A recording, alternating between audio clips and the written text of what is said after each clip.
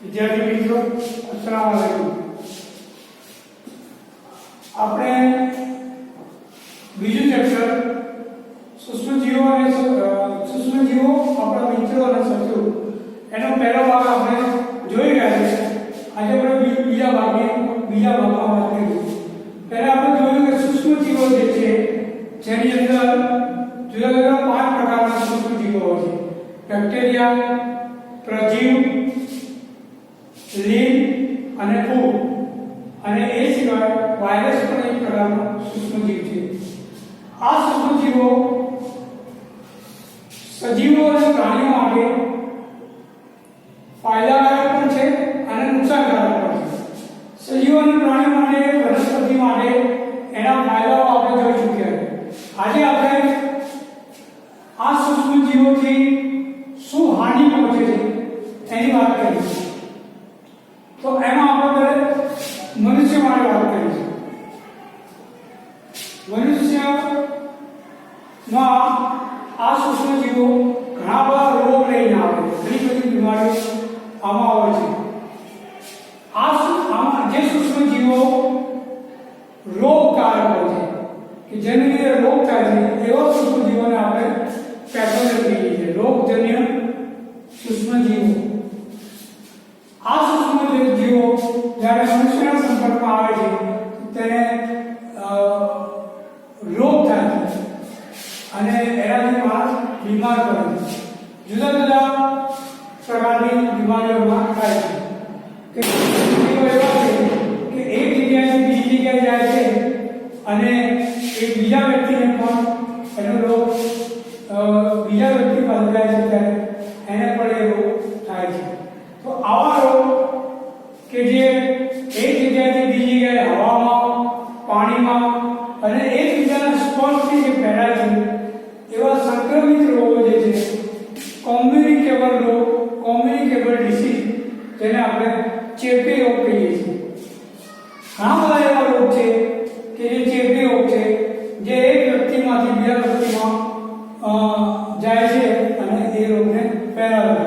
દાખલા તરીકે કોલેરા, સંધિ, ટ્યુબરક્લોસિસ, ટીબી અને શીતળા તો હવે લગભગ દુનિયાની અંદર નાબૂદ થઈ ગયું છે, પણ અત્યારે આપણે જોઈએ છીએ કે 2019ના ડિસેમ્બરથી એક એવા સૂક્ષ્મજીવોમાંથી એક રોગ આવ્યો છે જેને આપણે કોવિડ-19 કહીએ છીએ। કોરોનાનો જે વાયરસ છે એ સંક્રમિત રોગ છે અને એ પાણી અને સ્પર્શથી ફેલાય છે અને આજે વિશ્વના ઘણા બધા દેશોમાં લાખો લોકોને તેની અસર થઈ છે।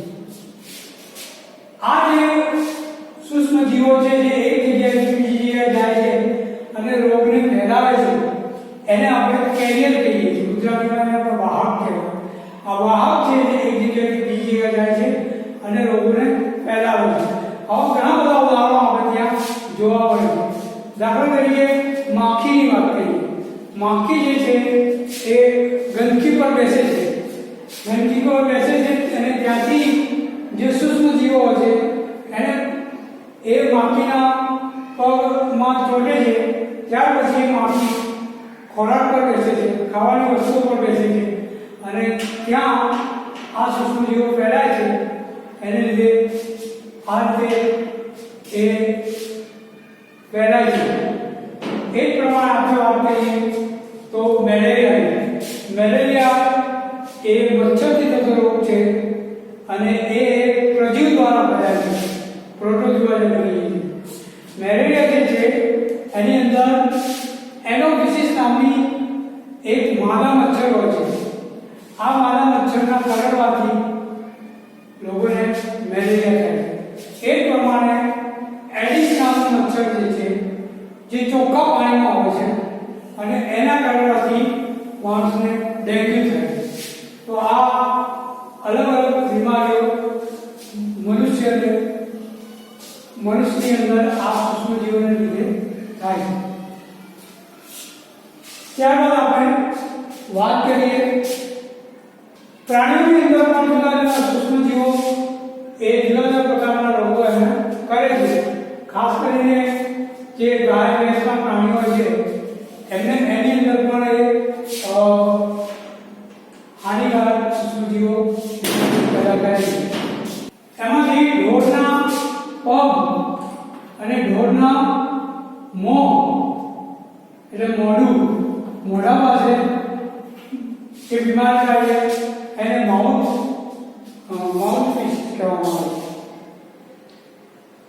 ડિસીઝ કહેવામાં આવે છે. અને આ બીમારીઓ મોઢાની પાસે માઉથ ડિસીઝ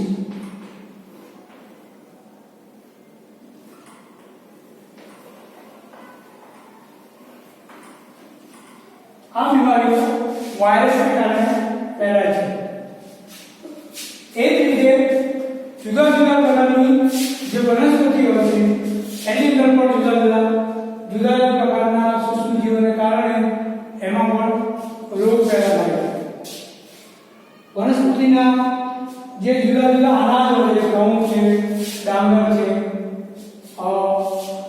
બાજરી છે, આવા અનાજના છોડો છે એની અંદર સૂક્ષ્મજીવોને કારણે એની અંદર રોગ પેદા થાય છે. એને કારણે અનાજનું ઉત્પાદન ઓછું થઈ જાય છે. એ રીતે વનસ્પતિમાં પણ સૂક્ષ્મજીવો રોગ પેદા કરે છે. વિદ્યાર્થી મિત્રો, તમારી ચોપડીના પાન નંબર 24 પર જુદા જુદા પ્રકારના રોગો કયા સૂક્ષ્મજીવોને લીધે થાય છે અને સૂક્ષ્મજીવો એ રોગોને કયા માધ્યમમાં ફેલાવે છે, હવા, પાણી કે અન્ય માધ્યમ, અને આ રોગ ન થાય એના માટે શું વિશેષ કાળજી લેવી જોઈએ એનું એક કોષ્ટક બનેલું છે. તો દરેક વિદ્યાર્થીને મારી વિનંતી છે કે કોષ્ટક જોઈ લે, જેનાથી તમને એ કોષ્ટક નંબર 2.1 છે જે મનુષ્યની અંદર જે સામાન્ય રોગો થાય એના વિશે. એ જ પ્રમાણે કોષ્ટક નંબર 2.2 માં વનસ્પતિમાં થતા રોગોની વાત છે. હવે આપણે વાત કરીએ ખોરાકની જાળવણી. વિદ્યાર્થી મિત્રો, તમે જાણો છો કે ખોરાકને લાંબા સમય સુધી જો મૂકી રાખવામાં આવે તો ખોરાક બગડી જાય છે. એની અંદર જુદા જુદા સૂક્ષ્મજીવો, કોઈ બેક્ટેરિયા અથવા કોઈ ફૂગ ઉત્પન્ન થાય છે. દાખલા તરીકે બ્રેડ છે, તો બ્રેડ જે છે એનો રંગ બદલાય છે, બદામી રંગના પર ફૂગ ચડી જાય છે. તો આ ખોરાકને જો તમારે વધારે સમય માટે રાખવા હોય, જો લાંબા સમય સુધી રાખવા હોય, તેના માટે કેટલીક પદ્ધતિ છે જે આપણે જાણવી જરૂરી છે. પહેલી પદ્ધતિ છે એ ખોરાકની જાળવણી માટે એ રાસાયણિક પદ્ધતિ છે.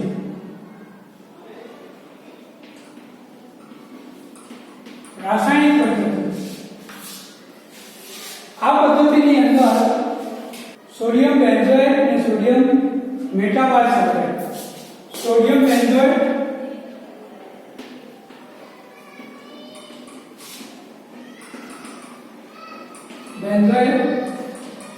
અને સોડિયમ મેટાબાયસલ્ફેટ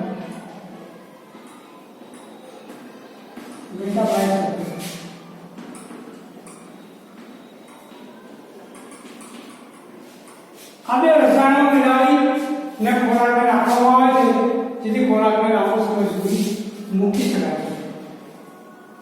આ ઉપરાંત ખોરાકની જાળવણી માટે મીઠું, સોલ્ટ કહીએ, નમક, માંસ કે મછલીની ઉપર મીઠું લગાવી અને સૂકવી દેવામાં આવે છે અને એ રીતે સૂકવીને લાંબો સમય સુધી એની જાળવણી કરી શકાય અને એને પ્રિઝર્વ કરી શકાય. એ જ પ્રમાણે શર્કરા, જેને આપણે સુગર કહીએ, તો સુગરના પાણીમાં પણ ખોરાકને મૂકીને, જુદા પ્રકારના ખોરાકને મૂકીને લાંબો સમય સુધી એને બગડતા, ખરાબ થઈ જતા સાચવી શકાય. આ ઉપરાંત કેટલાક ખોરાકને તેલ અને વિનેગર કહેવાય એસિડિક એસિડ, તેલ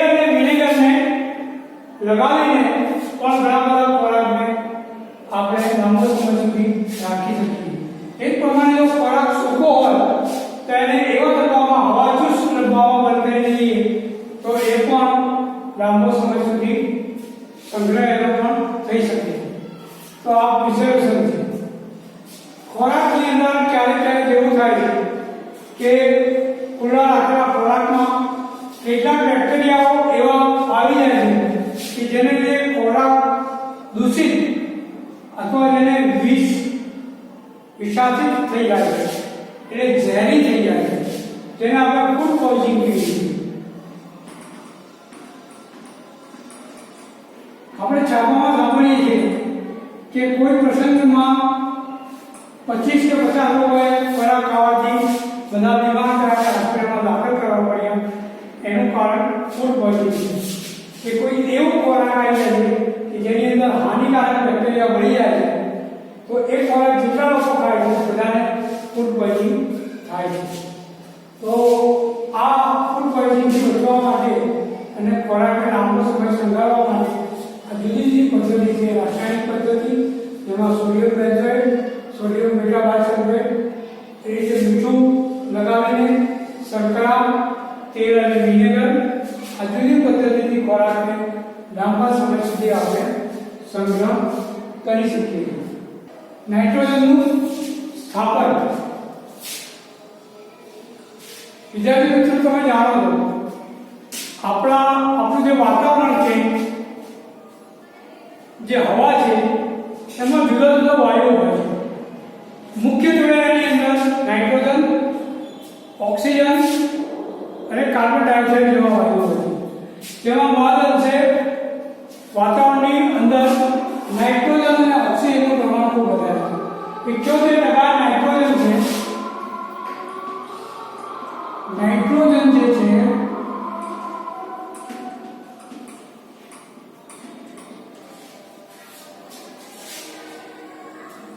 એ 78% છે. હવામાં રહેલા નાઇટ્રોજન અને ઓક્સિજનનું પ્રમાણ લગભગ જળવાઈ રહે છે હવાની અંદર. નાઇટ્રોજન જે છે આપણે આગળના ધોરણમાં શીખી ગયા કે એક રાઇઝોબિયમ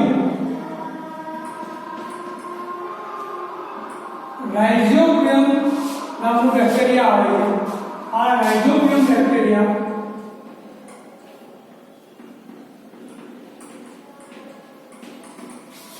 એ નાઇટ્રોજનનું સ્થાપન કરવાનું કાર્ય કરે. રાઇઝોબિયમ નામનું બેક્ટેરિયા જે છે એ સિમ્બિયોપોડની જે વનસ્પતિ હોય છે, સિમ્બિયોપોડની જે વનસ્પતિ હોય છે, દાખલા તરીકે વાલ, કઠોળ, ચણા, મગ, આ પ્રકારની જે સિમ્બિયોપોડની વનસ્પતિ હોય છે એની અંદર રાઇઝોબિયમ નામનું બેક્ટેરિયા હોય છે. એના જે મૂળ હોય છે, મૂળની ઉપર ગાંઠ બનાવે છે, જેને આપણે મૂળ ગંડિકા કહીએ છીએ. આ મૂળ ગંડિકા રાઇઝોબિયમની મદદથી નાઇટ્રોજનનું સ્થાપન કરવાનું કાર્ય કરે છે. એ નાઇટ્રોજનનું જમીનના સ્થાપન થાય છે અને મૂળ દ્વારા એ વનસ્પતિના પર્ણ દ્વારા એ આપણે જ્યારે ખોરાક પર લઈએ છીએ નાઇટ્રોજન આપણને મળે છે. એમાંથી આપણને પ્રોટીન મળે છે. આ નાઇટ્રોજન જે છે એનું હવામાં પ્રમાણ કેવી રીતે જળવાઈ રહે છે? તો એનું એક આખું ચક્ર છે જેને આપણે નાઇટ્રોજન ચક્ર કહીએ છીએ. તમારા પાઠ્યપુસ્તક પર પાના નંબર 27 પર નાઇટ્રોજન ચક્ર આપેલું છે. એની આકૃતિ તમે જોઈ લેજો. નાઇટ્રોજન જે છે નીલહરિત લીલ જે હોય છે એ વાતાવરણમાં રહેલા નાઇટ્રોજનને હવામાંથી વાતાવરણમાંથી એનું સ્થાપન કરે છે. નીલહરિત લીલ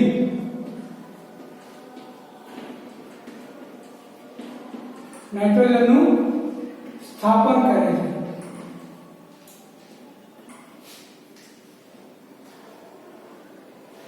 ત્યારબાદ એક બેક્ટેરિયા, આપણે વાત કરી રાઇઝોબિયમ નામનો બેક્ટેરિયા, દ્વારા મૂળ દ્વારા જમીનમાં એનું સ્થાપન થાય છે અને ક્ષાર સ્વરૂપે વનસ્પતિમાં દાખલ થાય છે. ત્યાંથી આ નાઇટ્રોજન નું સંયોજન ભૂમિમાં થાય છે. ભૂમિમાં N2 નું સંયોજન. આ જે વનસ્પતિ છે એને પછી પ્રાણીઓ ખાય છે. કેટલાક બેક્ટેરિયા એવા હોય છે જે જમીનમાં ભૂમિમાં થયેલા નાઇટ્રોજનનું સંયોજન કર્યું હોય છે એનું વિસ્થાપન કરી અને નાઇટ્રોજનને હવામાં મોકલી દે છે અને એ રીતે નાઇટ્રોજન એ વાતાવરણમાં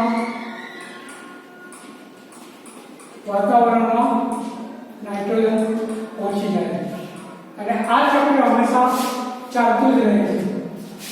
આ નાઇટ્રોજન ચક્ર છે. કેટલી વખત આ બેક્ટેરિયાના ક્ષાર છે એ વનસ્પતિના પર્ણ અને ફળોમાં જાય છે.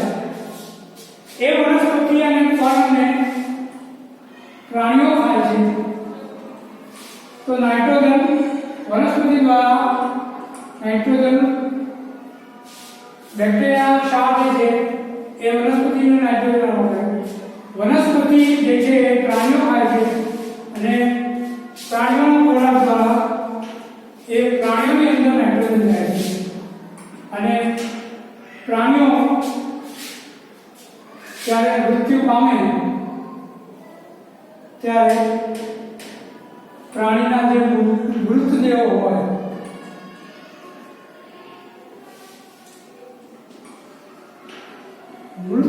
હોય એમાંથી નાઇટ્રોજન નીકળી ફરી એ જમીનમાં સ્થાપન થાય છે અને જમીનની અંદર ફરીથી એ ભૂમિમાં જાય છે, જમીનમાં જાય છે, ત્યાં એનું સંયોજન થાય છે. આ રીતે નાઇટ્રોજનનું ચક્ર વાતાવરણની અંદર ચાલતું રહે છે અને નાઇટ્રોજનનું પ્રમાણ એ હવામાં જળવાઈ રહે છે. તો આ નાઇટ્રોજન જે છે, નાઇટ્રોજન જો જમીનની અંદર જાય તો જમીન જે છે, ભૂમિ જે છે એ ફળદ્રુપ બને છે અને આપણે વધુ અનાજ ઉગાવી શકીએ. તો આ નાઇટ્રોજન ચક્રને સમજવું જરૂરી છે. અહીંયા આપણો આ બીજો ચક્ર જે છે એ પૂરું થાય છે. તેના પ્રશ્નો અને તેના સ્વાધ્યાયની ચર્ચા આપણે વોટ્સએપ પર કરી છે.